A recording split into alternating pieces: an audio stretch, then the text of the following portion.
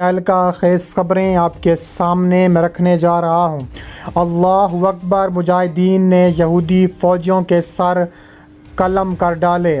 لبنان اسرائیل جنگ آر یا پار، اسرائیل اب مٹ جائے گا۔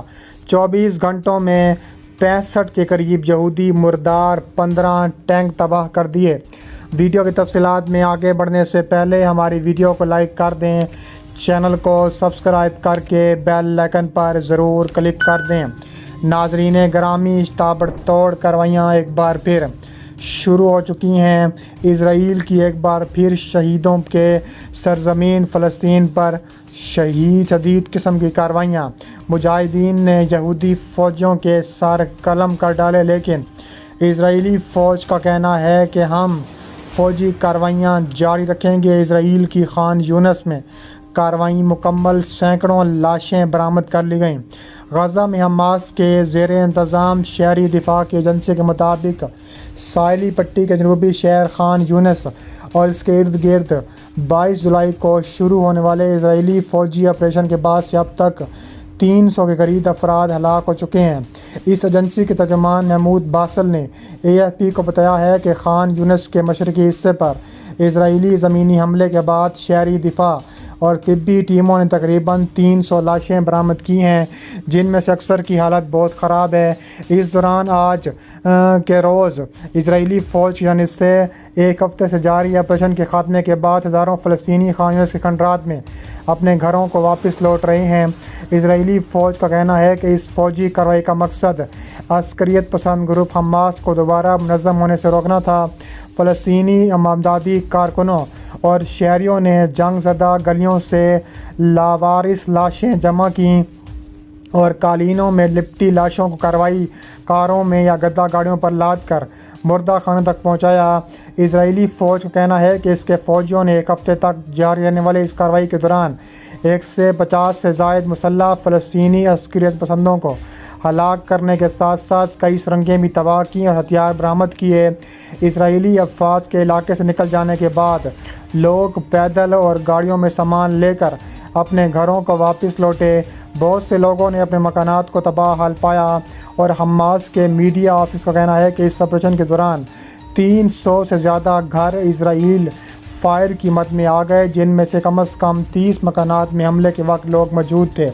اس کے علاوہ کہا جا رہا ہے کہ غزہ میں اب تک 92,000 سے زائد افراد شہادت نوش فرما چکے ہیں۔ غزہ میں اسرائیلی بمباری اور زمینی کارروائی کے بعد سے رضاکارانہ بنیادوں پر کام کرنے والے امریکی ڈاکٹرز اور نرسوں کے گروپ نے امریکی صدر جو بائیڈن کو خط لکھ کر انکشاف کیا کہ اب تک 92,000 سے زائد شہید ہو چکے ہیں۔ غزہ کی وزارت صحت کے مطابق اسرائیلی بمباری سے اب تک کم از کم 39,300 سے زائد افراد شہید اور 70,000 سے زائد زخمی ہو چکے ہیں، جبکہ ہزاروں کی تعداد میں افراد لاپتہ ہیں۔ تاہم اب امریکی ڈاکٹرز نے انکشاف کیا ہے کہ شہید ہونے والوں کی تعداد 92,000 سے بھی زائد ہو سکتی ہے۔ ان کا کہنا ہے کہ اسرائیل کی جنگ میں شہید ہونے والوں کی ممکنہ تعداد 92,000 سے زائد ہے، جو غزہ کی مجموعی آبادی کا 4.2% بنتا ہے۔ انہوں نے خط میں لکھا ہے کہ جنگ بندی کا لازمی طور پر نفاذ ہونا چاہیے اور ہمیں یقین ہے کہ نفاذ ہو کر رہے گا۔ اس کے علاوہ غزہ میں اسرائیل کی دہشت گردانہ حملے میں ایک بار پھر 39 فلسطینی 24 گھنٹوں میں شہید ہو چکے ہیں۔ عرب میڈیا کے مطابق اسرائیلی فضائیہ نے غزہ میں رفح اور خان یونس میں 45 اہداف کو نشانہ بنانے کا عزم کیا۔ حملوں میں المواسا میں ایک خیمے اور خان یونس میں رہائشی عمارتوں کو نشانہ بنایا گیا۔ اسرائیلی فوجیوں نے رفح کے اہم پینے کے پانی کے ٹینک کو دھماکے سے اڑا دیا۔ ظالم صہیونی افواج اب تک 10,000 طلبہ اور 400 اساتذہ کو بھی شہید کر چکی ہے۔ عرب میڈیا کے مطابق اسرائیلی بربریت سے 39,363 فلسطینی شہید جبکہ درجنوں کے قریب زخمی بھی ہو چکے ہیں۔ اس کے علاوہ کہا جا رہا ہے کہ شہید کی کارروائیاں عمل میں لانے کے بعد اب تابڑ توڑ کارروائیاں کرنے کا حماس نے فیصلہ کیا ہے۔ حماس کی جانب سے کہا جا رہا ہے کہ اب وقت آ گیا ہے کہ اسرائیل کو سبق سکھایا جائے۔ اسرائیل کسی صورت باز نہیں آ رہا۔ اسرائیل کو سبق سکھانے کے ساتھ ساتھ اسرائیل کے خلاف کارروائی کریں گے اور شدید کارروائی کریں گے۔ اسرائیلی کارروائیوں سے جنگ بندی مذاکرات دوبارہ صفر پر آ سکتے ہیں، یہ کہنا ہے حماس کا۔ حماس کے لیڈر کا کہنا ہے کہ غزہ میں اسرائیلی فوجی کارروائیوں سے جنگ بندی کے مذاکرات دوبارہ صفر پر آ چکے ہیں۔ ان کا مزید کہنا ہے کہ اسماعیل ہنیہ کی شہادت کے بعد اب وقت آ گیا ہے کہ صہیونیوں کو جواب دیا جائے گا۔ دوسری جانب امریکہ کے قومی سلامتی کے مشیر جان کربی نے اسرائیل کی جانب سے غزہ میں زمینی امداد بند کرنے کی شدید الفاظ میں مذمت کی ہے۔ میڈیا سے گفتگو کرتے ہوئے مشیر قومی سلامتی امریکہ جان کربی نے کہا ہے کہ غزہ میں عارضی امریکی بندرگاہ کے ذریعے امداد بھیجی گئی۔ امداد کی غزہ کو ترسیل کا عمل بین الاقوامی ہم آہنگی سے کیا جائے گا۔ غزہ میں زمین پر کوئی امریکی فوجی موجود نہیں ہوگا۔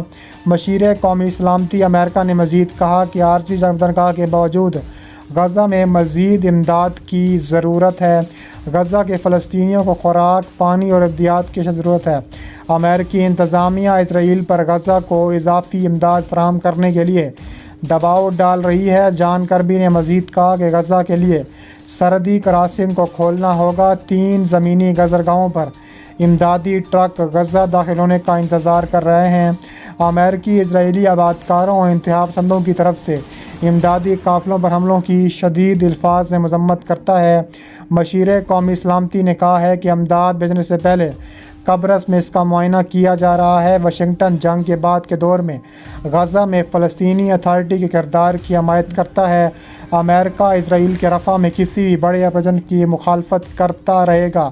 کہا جا رہا ہے کہ ہم نے کہا ہے کہ اسرائیل کو حماس کے ارکان کا تحفظ کرنے کا حق حاصل ہے، لیکن رفح میں ایسے کئی حملے کے بغیر جو ہزاروں شہریوں کا موت کا باعث بن چکے ہیں۔ ان کا کہنا ہے کہ اب یہ حملے مزید نہیں کرنے دیں گے۔ اسرائیلی فوج نے نصیرات کیمپ پر بھی ایک گھر پر شدید الفاظ میں بمباری کی ہے، جس کے نتیجے میں 20 افراد شہید ہو گئے۔ عالمی خبر رساں ادارے کے مطابق عینی شاہدین کا کہنا ہے کہ اسرائیلی فوج نے پناہ گزین کیمپ کے ایک گھر پر رات 3 بجے شدید قسم کی بمباری کی۔ رہائشی عمارت ملبے کا ڈھیر بن گئی۔ امدادی کاموں کے دوران ملبے سے 50 کے قریب افراد کو نکالا گیا، جن میں سے 13 افراد کو معمولی چوٹیں آئی تھیں، جبکہ 35 افراد کو اسپتال منتقل کیا گیا۔ غزہ کے الاقصی شہداء اسپتال نے تصدیق کی ہے کہ پناہ گزین کیمپ نصیرات سے 35 سے زائد افراد کو شدید زخمی حالت میں لایا گیا۔ ان میں سے 20 کے قریب افراد ملبہ حالت میں پائے گئے تھے، جبکہ بقیہ شدید زخمی تھے۔